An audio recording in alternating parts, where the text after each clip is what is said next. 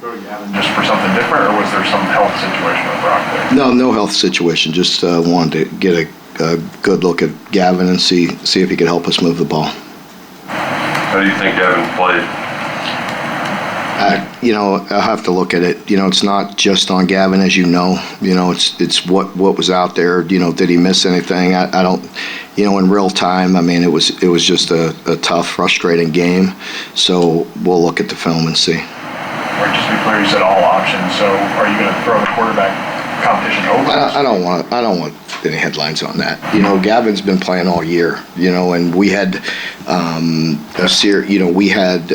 we planned on putting him in the third series of the game, but we moved the ball very well in the first two, right?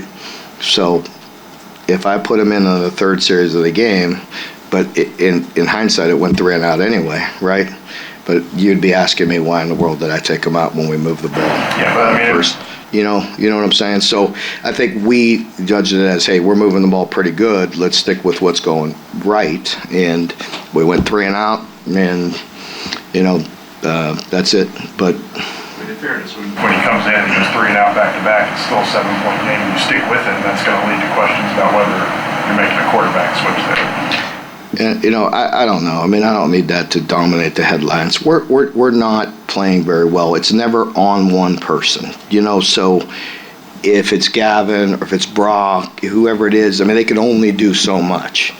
It's a team effort. I know everybody likes to concentrate on the quarterback position, and I know it's a story.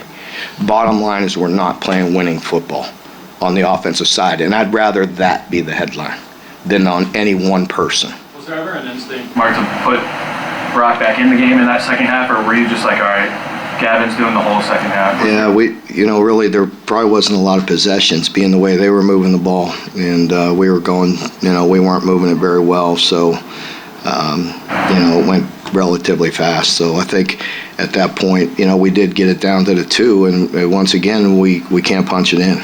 And we got an opportunity there to cut it to a 1-score game, and we failed. Mark, you came out. I wanted to see if that was going to provide a spark for us.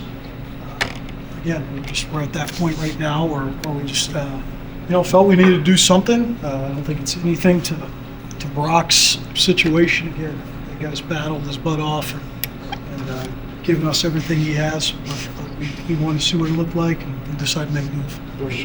Gavin showing more in practice, because we've heard all year that he's one of your best playmakers, and we just haven't seen it in games. So what is it that you guys were saying that you want to see more out of that? Yeah, I just think it's a situation of the combination of size, speed. Again, with where our running back situation was today, again, if you ask me, is he one of the more explosive guys we have? I think the answer is yes. So as we all know in the SEC, you don't have time to kind of figure it out, and again, we took that plan to try to get him in on that third drive.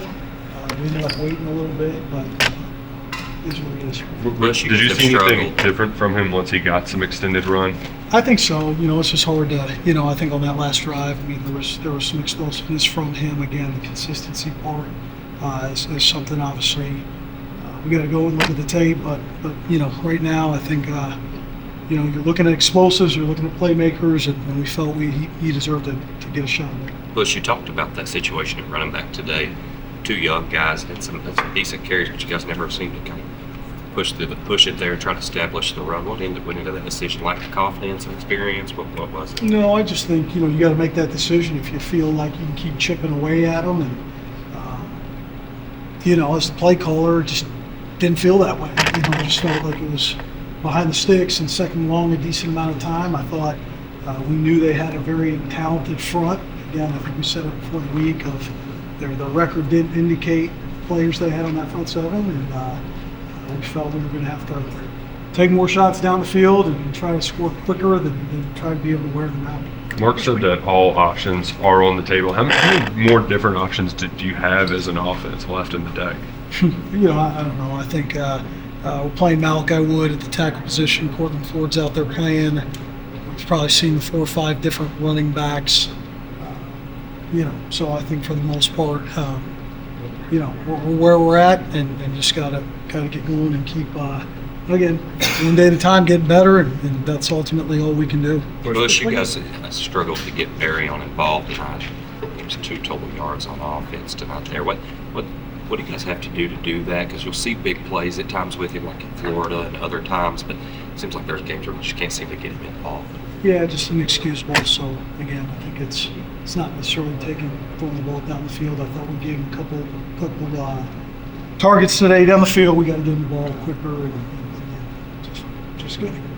Tell me more. Where do you feel like you're failing on those low red zone situations? You get it there inside the 5, but can't punch it in. Yeah, the last drive I think was hard. I felt we should have scored on that first handoff right there, just on the 2-yard line. And so it's been one thing or another when we get down there within the 5 or in. I mean, even in the first one, I thought we had a pass completion there on the left side. So again, we got to evaluate where we're at, and right now punching it in from the 3 has not been as easy as it's been in the past, and we got to be better. Bush, do you have any sense for how the young running backs or Malachi Wood played? We're going to take a look at it again. It's a big physical front they went up against. Just at all levels. I think you saw that with their front 7, as talented in my opinion as probably anybody we've gone up against. So, been proud of Malachi. I know certainly last week I thought he battled extremely hard. Being thrown into a tough situation. We'll evaluate the film today and go from there. Bush, how much does it hamstring you as a play caller when you're down your 2 most experienced running back? Yeah, I mean, it's part of the job. So every week you got to figure out who that is, who to target, who to get the ball to.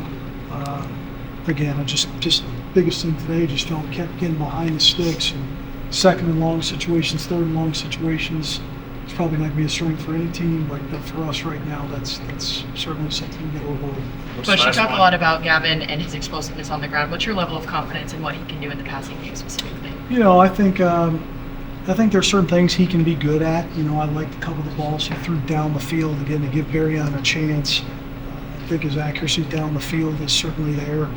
The game plan does change if he's out there and playing to his strengths, which is probably no different than any other quarterback, but.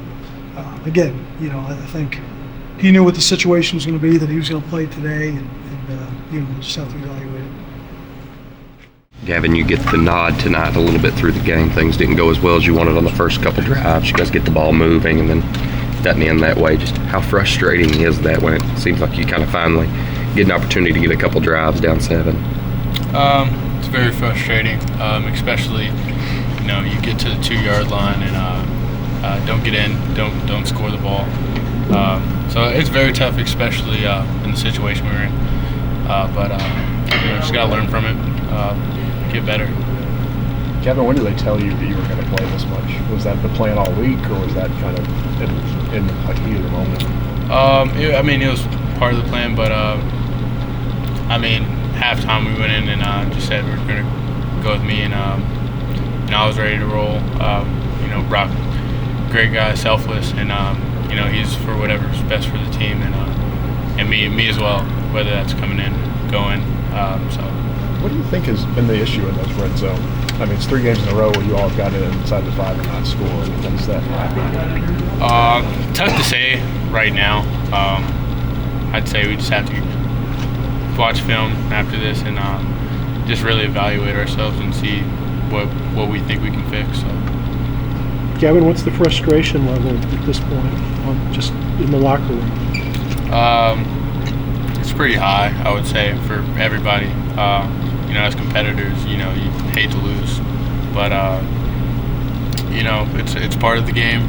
All we know is how do we get better. So watch the film, come back Monday, and really discuss what we can get better at. See what we did wrong and be ready for next week.